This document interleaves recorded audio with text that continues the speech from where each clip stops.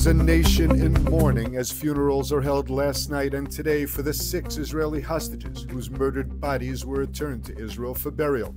Much of the country shut down today in outrage over the cold-blooded murder of the hostages by their Hamas captors within the past few days. The strike follows massive and often angry and confrontational nationwide protests calling for Israel to reach a hostage deal with Hamas.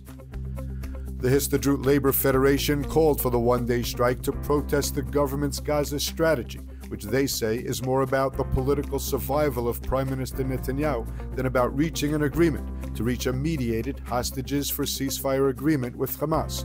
Some local authorities chose not to join the work stoppage, and the government questioned the legality of the non-labor-related union action. The decision by Histadrut leader Arnon Bar-David led to the broadest expression of anti-government dissent since the start of the war on October 7th. Union leaders and business leaders joined forces in the national outpouring of grief, fury, and protests after the bodies of 6 hostages who were known to be alive only days ago were returned to Israel for burial. IDF forces tracked down and killed the terrorist gunman who killed 3 police officers yesterday in a roadside ambush near Hebron. The gunman was tracked to a building in Hebron where he was holed up, following intelligence on his whereabouts provided by the Shin Bet security agency. Troops of the Duvdevan commando unit surrounded the building using tactics to force the gunman out. The terrorist was identified as Mahand al-Suda, 31 years old, and identified with Fatah, a resident of the village of Idna. In the past, he served in the Presidential Guard as part of the Palestinian Authority's security apparatus.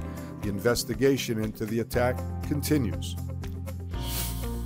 On the northern border, a Hezbollah anti-tank guided missile attack wounded 3 Israelis, including a civilian who was seriously hurt and a member of the Kfar Yuval local security team who was moderately injured. The civilian in his 40s was evacuated to Rambam Medical Center in Haifa by helicopter. Ziv Medical Center said the security team member and a 3rd person injured in the attack were in good to moderate condition and were being treated at hospital.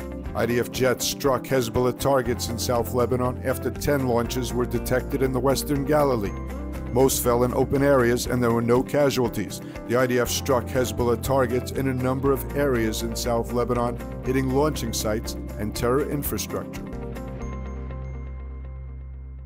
Experience the power of truth with ILTV News. If you're looking for quality content and captivating visuals, join our news community and become an integral part of our team as we embark on a mission to unveil the real Israel, dismantling the web of lies and misinformation that surround reporting on Israel.